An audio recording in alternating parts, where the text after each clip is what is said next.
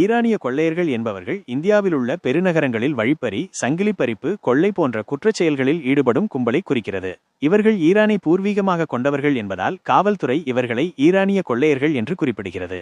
இவர்கள் பொதுவாக பெண்களை குறிவைத்து கொள்ளையடிக்கும் கும்பலாக கருதப்படுகின்றனர். இவர்கள் பொது இடங்களில் மக்களின் கவனத்தை திசை திருப்பி வழிப்பறி மற்றும் சங்கிலி பறிப்பு போன்ற கொள்ளைகளில் ஈடுபடுகின்றனர். போலீஸ் என்று கூறிக்கொண்டு சாலையில் நடந்து செல்லும் மூதாட்டிகளை குறிவைத்து சாலையில் வன்முறை நடப்பதாகவும், கழுத்தில் இருக்கும் தங்க சங்கிலியை ஒரு காகிதத்தில் மடித்து வைத்துக் கொள்ளுமாறு போக்கு காட்டி சங்கிலிகளை பறித்துச் செல்லும் கும்பலும் ஈரானிய கொள்ளை கும்பல் என்று கூறப்படுகிறது.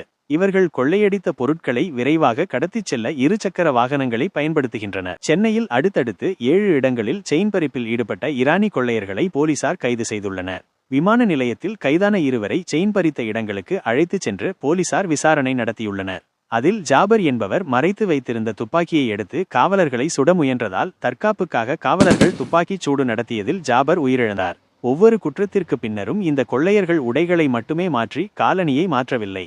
அதனால்தான் அவர்கள் எளிதாக அடையாளம் காணப்பட்டதாக காவல் ஆணையர் அருண் கூறியுள்ளார். இந்த கும்பலின் தொடர் குற்றச் செயல்களை தடுக்க காவல்துறையினர் தீவிர நடவடிக்கை மேற்கொண்டு வருகின்றனர்.